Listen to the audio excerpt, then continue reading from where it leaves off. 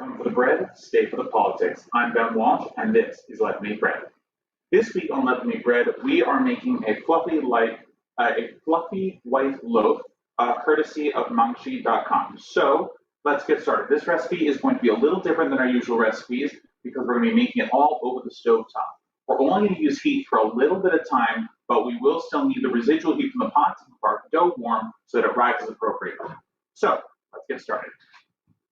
First, I'm going to take a whole stick of butter and put it in our bowl here.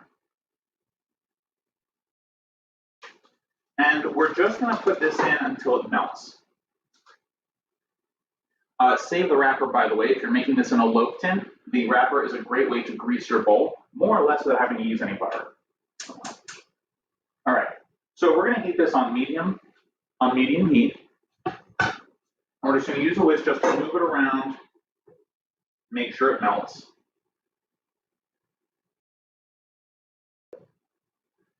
And that should take just a second. Now, remember, when you're melting butter for something like this, you don't want the butter boiling. You just want it melted. If you boil the butter, you're going to alter it chemically, and it's not necessarily going to do exactly what you want it to do. Also, don't worry about how hot you get your butter. I'm actually going to be testing mine with a thermometer, but for the most part, you don't need to do that because we're going to use cold milk right out of the fridge to balance the heat. Just turn this up here a little bit just so we get a little bit more meltage. And if you can't see what I'm doing, that's okay. I'm going to show you at each point of the process where we are or what it's looking like. So as soon as this melts, I'll show the camera and you can see just how we're doing this.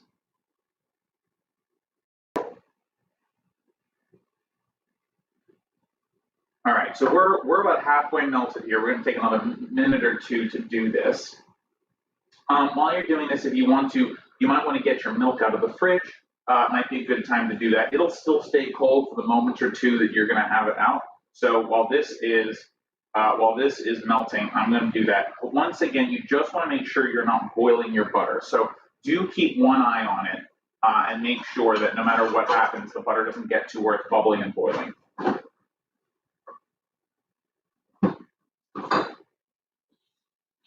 Cool.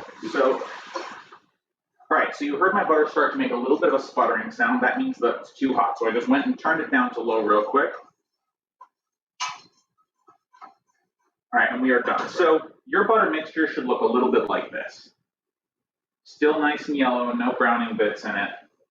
All right, so we're going to remove this from the heat. And so, by the way, remove from the heat doesn't mean just turn the heat off. It also means move it to a burner where it wasn't heat before. Because the metal, if you're using coils or even if you have a gas stove, like I do, it's going to stay warm for a little bit.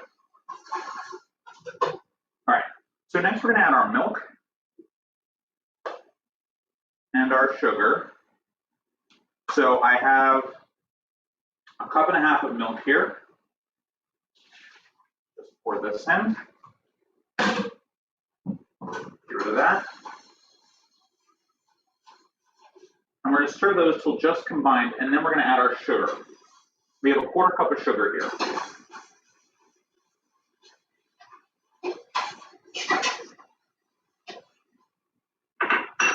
So if it's not combining, you can lean your dish in a little bit and just whisk a little till just combined.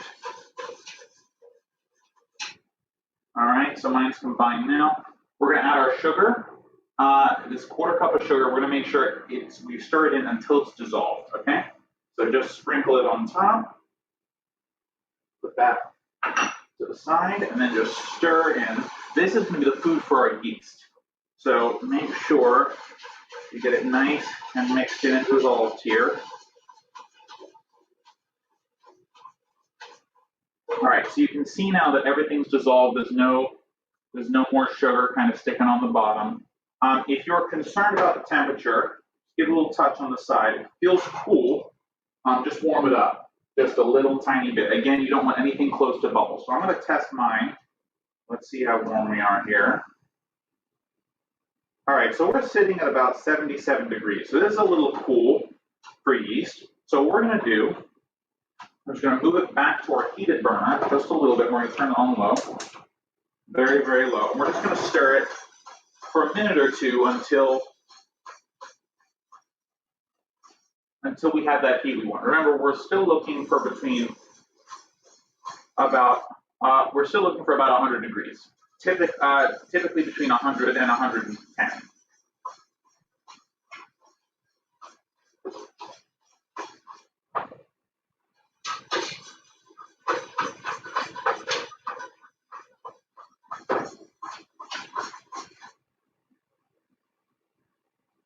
Now, it won't need to be on the heat for very long, so if you're checking with the thermometer, just make sure you're doing that pretty regularly. Yeah, we're already in the 80s degrees here, so I'm going to keep this on the heat.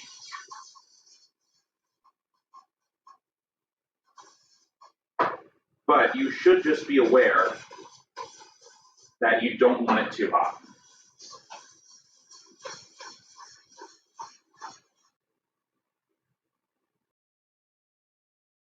All right, and it should start to smell pretty good. It should start to smell a little sweet at this point, the milk and the butter and everything together. It should smell a little nice. Now, the recipe calls for a whole milk or skim milk. I think honestly you can use any type of milk. Today, because of what I have in the house, we're using almond milk. Shouldn't affect anything. But if it does, I'll let you know.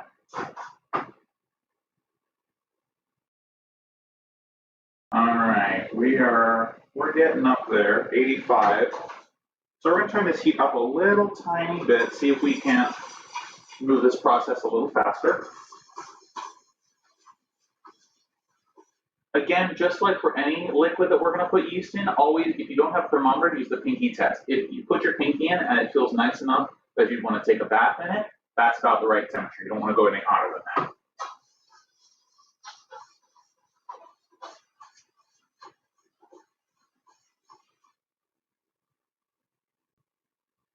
And don't worry, when we add our other liquids to it, it's not going to affect it.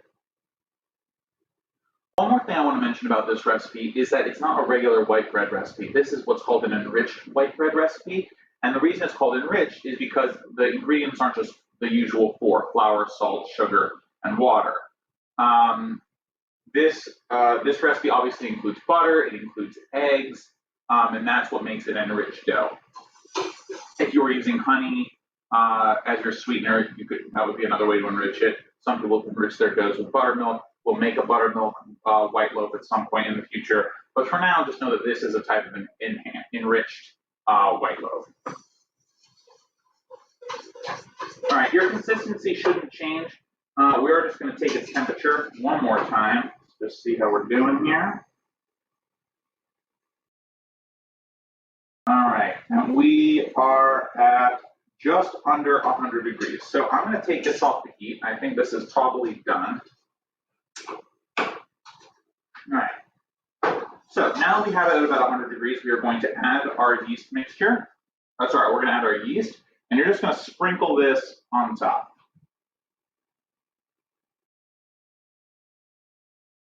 Now I'm going to lightly fluff with a whisk, but just like we've done in past weeks, just lightly fluff with a fork. And lightly fluff, by the way, just means you just very lightly on the surface, just mix that yeast so that it all gets wet. Remember, your yeast, although it's alive, it's freeze dried, right? Sorry, it's dried out. So in order for it to come back to life, it needs a little bit of moisture. So we're just going to mix that around in here. All right. So we're going to set a timer for 5 minutes. And let our yeast bloom a little bit. So while our yeast is doing that, I do want to talk a little bit about what happened last week.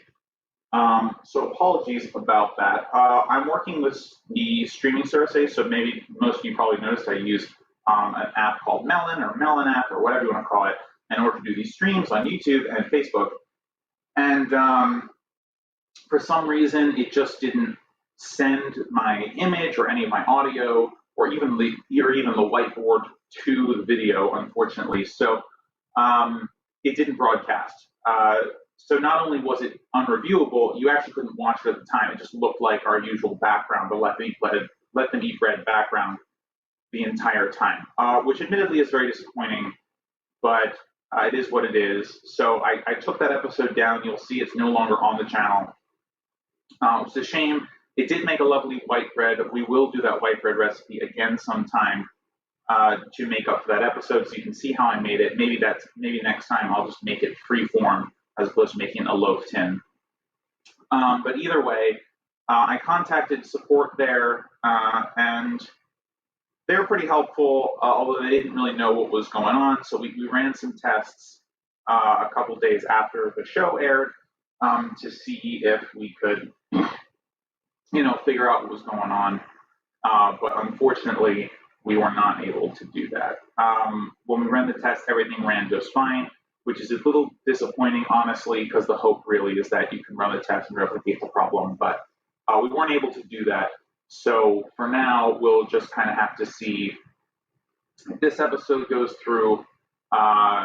Hopefully it does. Hopefully you all can see me and hear me now. And hopefully we can make these episodes, just as good as they were before. I don't really know what happened. I think adding an intro video probably messed with it a little bit, which we really shouldn't have done, but I'm very proud of the intro video, so I am still going to try and use it as much as possible. Hopefully we'll have an outro soon. If we can get all these problems resolved, then hopefully it'll look pretty good for us. But for now, we just kind of have to deal with it. Unfortunately, we weren't able to replicate the issue, as I said earlier, and we're just going to have to see what happens. So hopefully you can see this all now. I can see myself on my laptop. It looks like it's doing what it should be, but you never really know until you review it, because I'm doing this live and there's no one else here. So hopefully we can do that, but we'll have to see. So meanwhile, we have a couple minutes left on our yeast mixture. And it should be eating these sugars now, just to, and it should start producing some bubbles. Just keep an eye on that.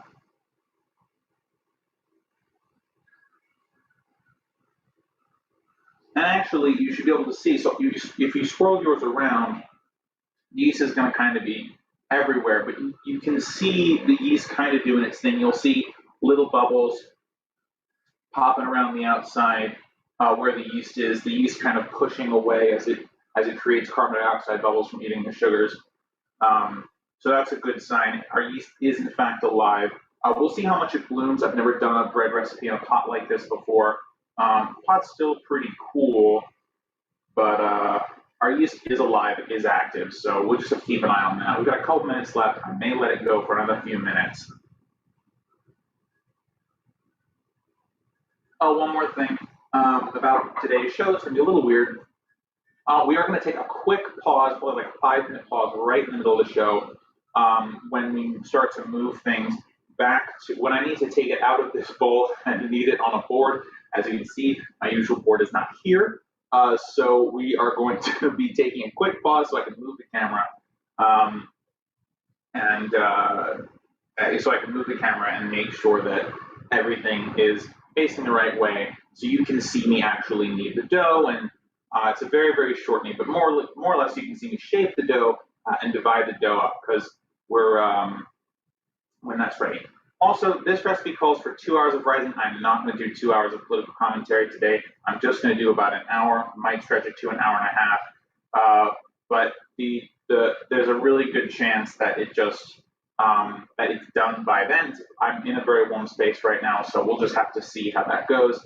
And if we need longer, we may take a second break, or more likely, I'll just tell you how to do the rest of it at home and demonstrate a little bit later and just show what I've done and kind of write instructions for what I've done. So we've got to see. So you can see now in the bowl a little bit here, I have this nice little island of yeast. You can see that it is active. I've got some nice bloomage here, so we're ready. What we're going to do now is we're going to add our eggs and our salt. So I've got 2 eggs here, 2 large eggs. Just put them in here. Now this is not going to cook them. They're just not, it's not enough to cook them. We're gonna add our salt. We've got a teaspoon and a half of salt here. I'm using kosher salt, but as usual, table salt will work just fine. And we're just mixing this all together until it is ready.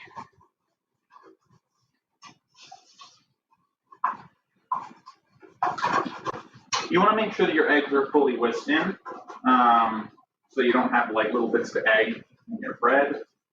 Not that it's bad or anything, but it won't really cook right, and then you'll have like a weird piece of yolk or egg white just kind of chilling in your bread. And although there's nothing wrong with that, doesn't mean the bread's not cooked, anything like that. It just isn't pleasant. So you just want to make sure that everything's all mixed together. All right, so your liquid mixture should look a little bit like this now, kind of a yellowy, a light yellow pasty mixture here. So now we've done that.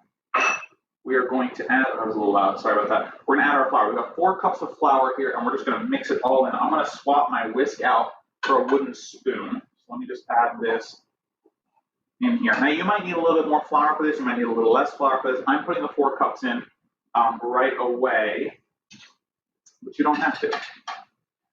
All right, so we're gonna take our wooden spoon here, and we're gonna stir for as long as we can. I like to make a figure 8 shape when I stir. I find that this mimics a folding technique. If you don't know what folding is, by the way, folding is when you take part of the mixture and you move it to another part of the mixture. So usually like with a forward or backward sweeping motion. So for example, folding is great for when you have like a mixture that has liquid on the bottom or solids on the bottom and they're just not mixing, and the liquids and the solids aren't mixing well. So taking your spoon underneath it and then folding it back on top in that kind of circular motion is really helpful for mixing liquids and solids together. So we're going to keep stirring this until kind of a rough dough forms, and then we're going to knead it with our hands. So if you are going to knead with your hands, one, they should be clean, so make sure you wash them.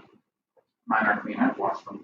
I washed them after I did the eggs and before everything else. But if you handle eggs recently, please, please, please, please, please wash your hands. Being sanitary is very important to this show. As you know, we wash your hands several times during the episode, and we'll probably do so during this episode.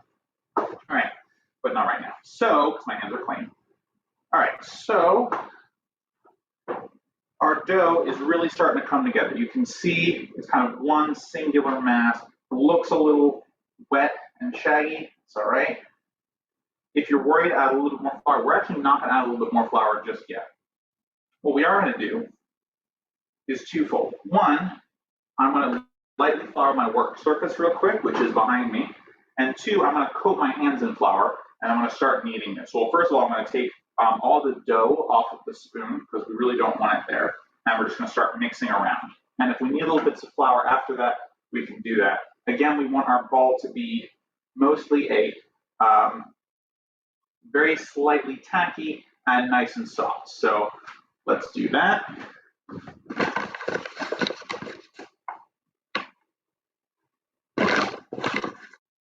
So you can't see, but I'm lightly flouring my work surface.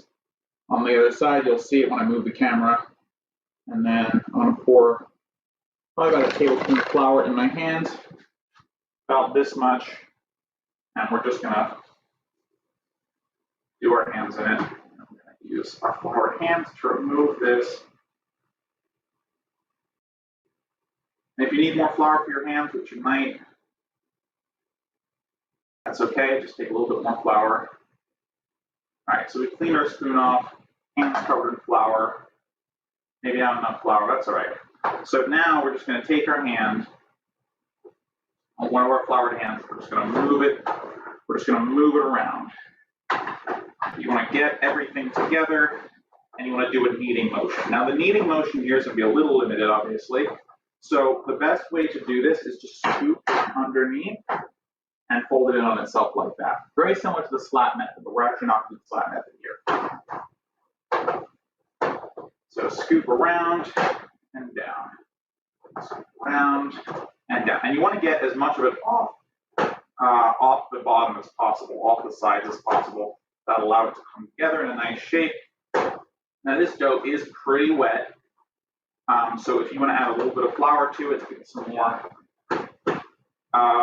some more, firmness, you're welcome to do that. All right, we're going to keep doing this until it's nice and tacky and doesn't stick so much. So you can see it's still coming off my hands. I'm going to add a little bit of flour to it. Like with all things, if you're adding flour to your dish, to your dough here, a little bit at a time, a dab will do good, as they say. All right, and again, scoop up as much as you can and fold it onto itself. Now, stuff's going to get stuck on the sides.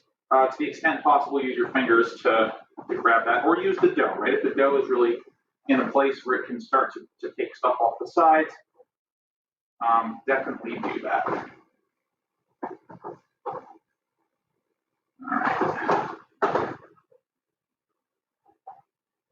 So this extra flour has been really helpful. You can see that my dough is a little drier than it was just a moment ago. Sorry for the noise. It's going to be a noisy episode, I'm afraid.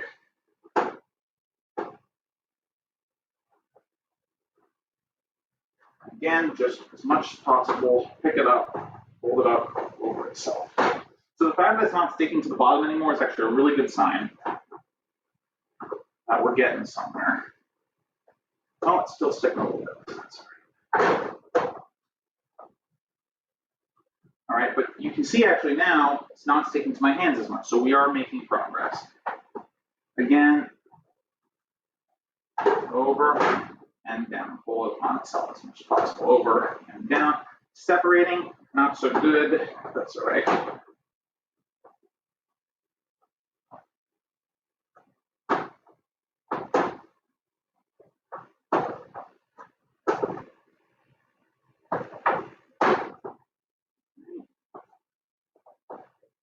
Yeah, and this should take anywhere from 5 to 10 minutes. So this is going to be an active 5 to 10 minutes, so you don't have to worry about doing too much else with it.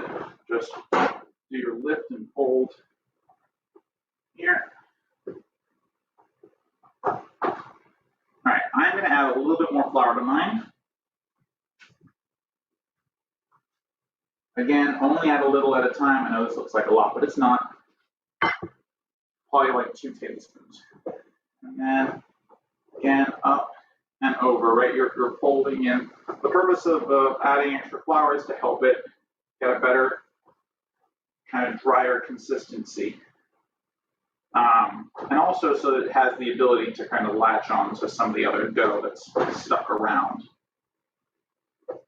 Also, it'll make it so it doesn't stick to your hands as much, which obviously we want, because we want this to be one cohesive ball. And we want it to be tacky but not sticky.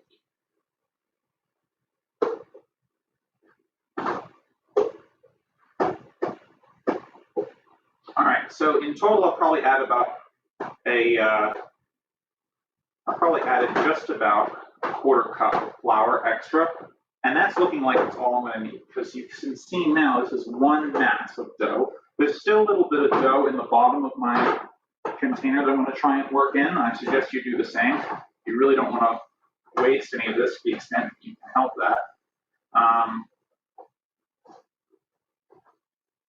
But also just be conscious of the amount of working that you do. Because the more you work it, the stickier it's going to get. Because that's how dough works.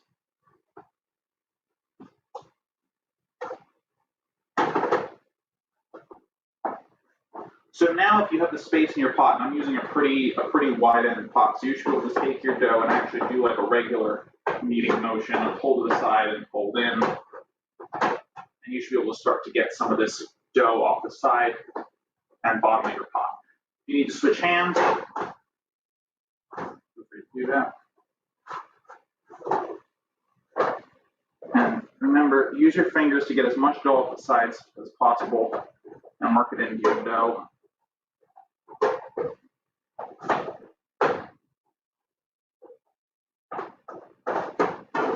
You can see I can pull it up. That's great. Just want to do that.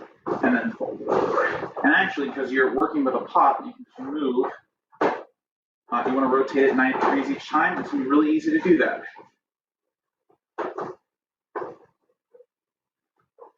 Yeah, fold it over itself. So grab a little bit like this. You can shake it out if you have to. Then pull it down. Rotate 90 degrees. Pull it down. Rotate 90 degrees. Now we're not going to do this on a floured work surface. It's actually going to rise in the pot. So we'll get to move a little bit beforehand.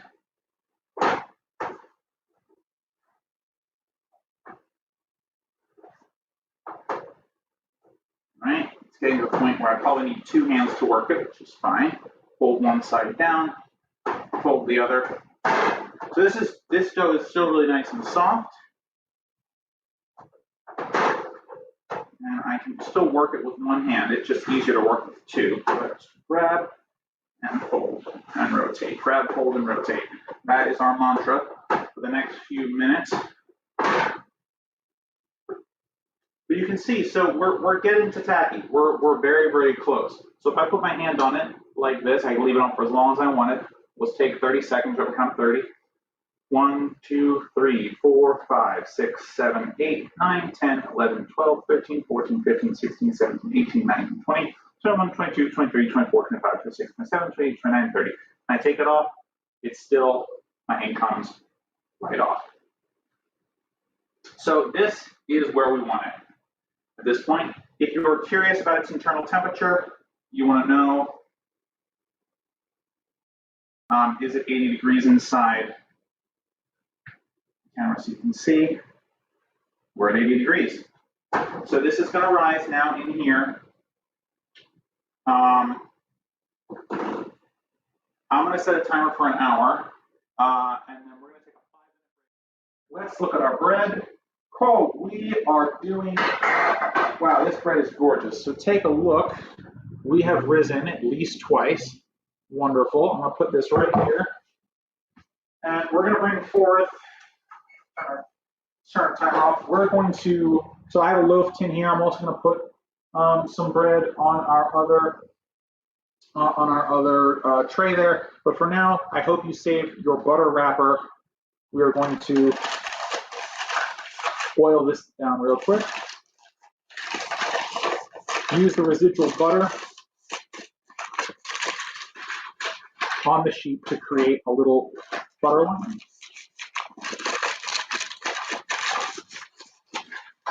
Make sure to get all the corners. All right, so this is nice and greasy. It's kind of hard to see, but I promise you it is.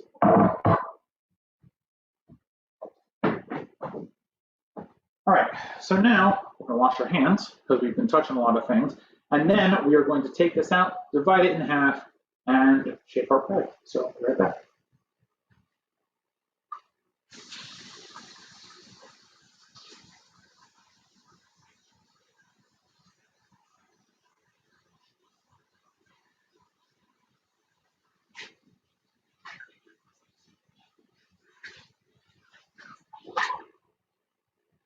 Okay, so our hands are washed. Splash myself a little bit, but it's okay. So our hands are washed, so now what we're gonna do, get rid of the whiteboard real quick.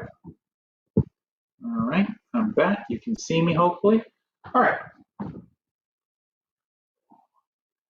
All right, so now we're gonna take our bread and pour it out onto our surface. Look at that.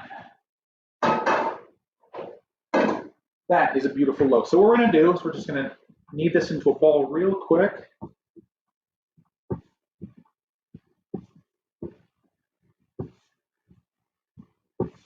I know I'm pushing a lot of the air out of it, but that's okay. So we're now going to use this and mix some of this flour away. We don't need this much flour. By the way, don't waste your flour. You can't put it back in you cannot put it back in the bag, but you can put it in little baggies, which you should do. All right, so now we have a nice little round of dough. And by the way, just I show you every week, I'm using my hands in a cupping motion like this and rotating. So I have a nice ball here. It's get some of the extra flour off. All right, so now what I'm going to do, I'm going to divide this dough right in half. I'm not weighing it. I'm doing this by eye. If you want to weigh it, feel free to, but I don't need to. So we're going to have our 2 halves. So the first half is going to be really easy. So we're just going to put it in this bread tin. So I'm going to shape it into a log. And I'm not using any particular method for this. Again, I'm just using, my hands are thoroughly floured at this point, so I'm just using my hands here to create a little log. And then I'm just going to put this log right in our loaf tin. It looks a little small in there. It will grow. Don't worry about it.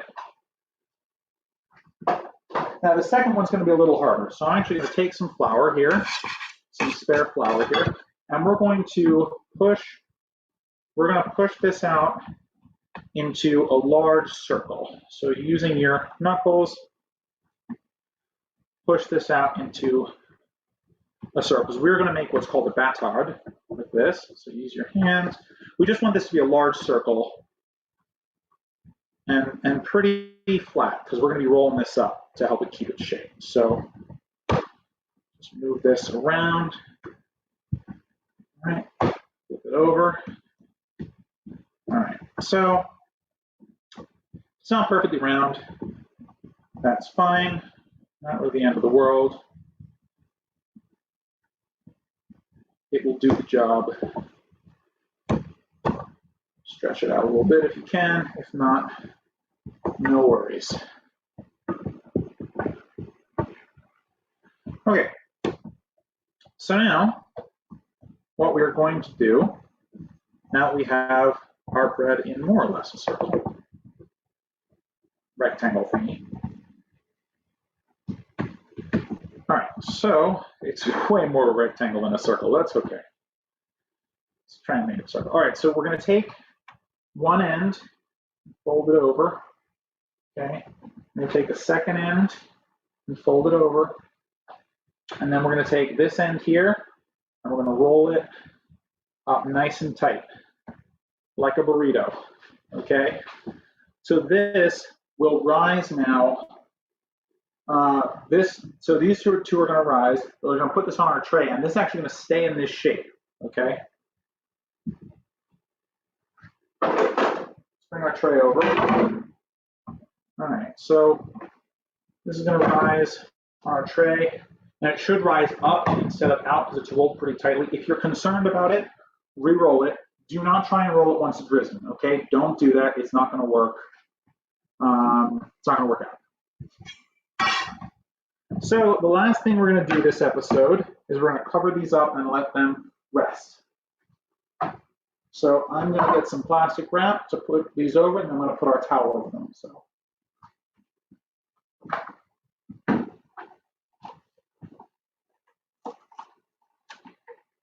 So we're going to let these rest for an hour or until they double in size.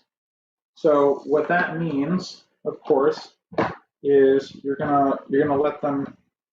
So imagining about twice the size they're going to be, you want to make sure that they are about that size when you get them. I will say though, just be careful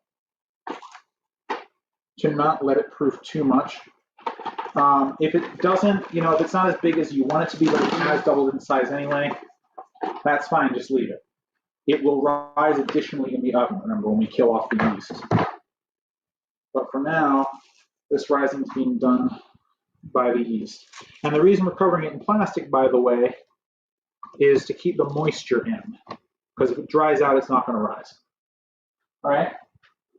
So I'm going to put our towel over here, over our 2 loaves of bread. We're going to set a timer for an hour.